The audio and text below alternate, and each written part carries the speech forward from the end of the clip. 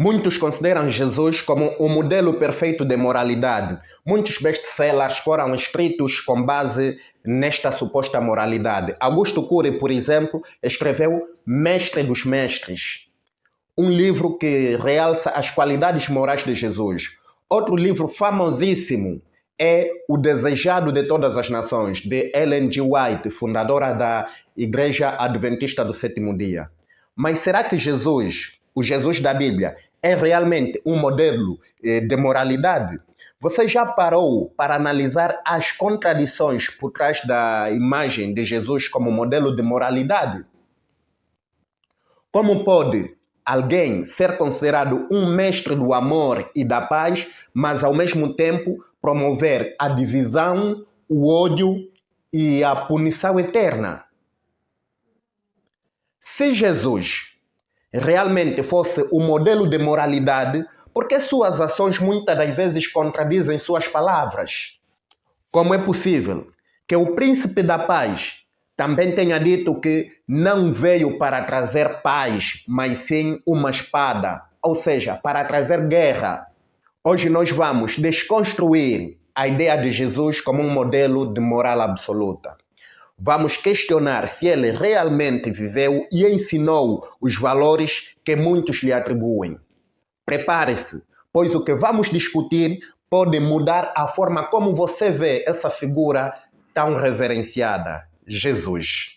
Antes de começarmos, se você está cansado de aceitar verdades sem questionar, se inscreva no canal e ative o sininho. Junte-se a nós nesta jornada de desconstrução de mitos.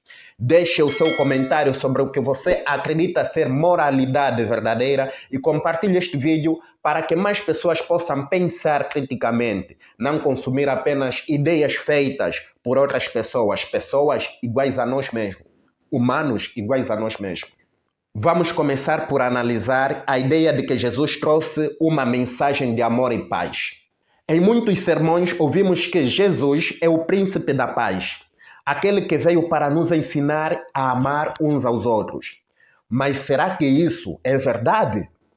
Em Mateus, capítulo 10, versículo 34, Jesus disse: "Não penseis que vim para trazer a paz à terra. Não vim para trazer a paz, mas espada." Dizer que espada é o símbolo de guerra. Naquele tempo, as armas eram as espadas. Agora pergunto, que tipo de mestre do amor e da paz faz uma afirmação como essa? Ele veio para trazer amor ou divisão? Isso é moralidade ou um jogo de poder? Se aprofundarmos ainda mais, encontramos uma declaração chocante. Em Lucas, capítulo 14, versículo 26, Jesus afirma que quem não odiar pai, mãe, esposa e filhos não pode ser seu discípulo. Vê que condição ele impõe para se ser seu discípulo. Que tipo de moralista prega o ódio aos seus próprios familiares? Isso é amar o próximo ou é uma forma de manipulação emocional para garantir a obediência cega? A moralidade de Jesus não deveria promover o amor incondicional em todas as situações? E o que dizer das parábolas de Jesus? Muitos acreditam que elas são lições profundas e cheias de sabedoria.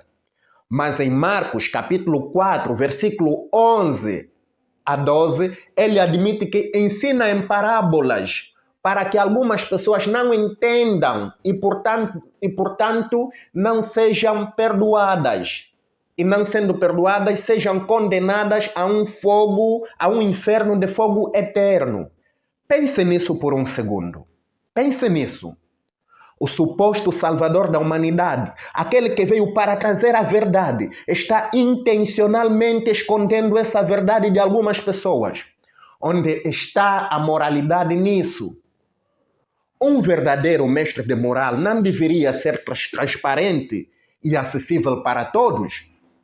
No meu mundo, isso se chama hipocrisia, não sei no seu. Jesus chamava os outros de hipócritas quando ele próprio foi o rei dos hipócritas, o mestre da hipocrisia. A hipocrisia dos ensinamentos de Jesus se torna ainda mais evidente quando analisamos algumas de suas parábolas, como a parábola, por exemplo, dos talentos, em Mateus capítulo 25, versículos 14 a 30. Nessa história, o servo que não investe o talento é punido severamente. Jesus conclui dizendo: a todo que tem, dar-se-lhe-á, e terá em abundância, mas ao que não tem, até ao que tem, ser-lhe-á tirado. Agora pense bem, o que Jesus está realmente ensinando aqui? Isso é compaixão pelos pobres? Ou uma apologia à desigualdade? Jesus promove a ideia de que os ricos devem ficar mais ricos, enquanto os pobres mais castigados, mais pobres.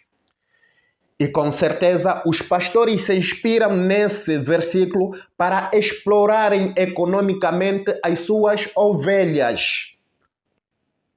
Venha para mim agora! Vem! Você precisa chamar! Dinheiro, venha! Dinheiro, venha! E vem! E está chegando! Money come here! Money come here! Money come here! Isso aí chama visão empreendedora.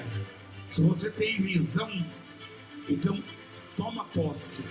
Faz um voto com Deus. Fala: Senhor, eu vou assumir os R$1.000 por mês e o Senhor vai me prosperar abundantemente. Isso soa como uma moralidade justa para você? E não podemos esquecer o episódio da mulher cananeia em Mateus capítulo 15, versículos 21 a 28. Uma mulher gentia implora a Jesus para que ele cure sua filha que estava possessa de um demônio. E qual foi a resposta do mestre da moralidade? Bem, primeiro, ele a ignora a mulher. Quando ela insiste, Jesus afirma que ele foi enviado apenas para as ovelhas perdidas da casa de Israel. E ao invés de ajudá-la imediatamente, ele a compara a uma cadela, dizendo: não é certo tirar o pão dos filhos e lançá-los aos cachorros. Jesus acabou de chamar de cachorra a uma mulher que implorava por ajuda. A mulher humilhada responde: sim, Senhor, mas até aos cachorrinhos comem das migalhas que caem da mesa de seus donos. O que vemos aqui? Eu te pergunto, o que vemos aqui?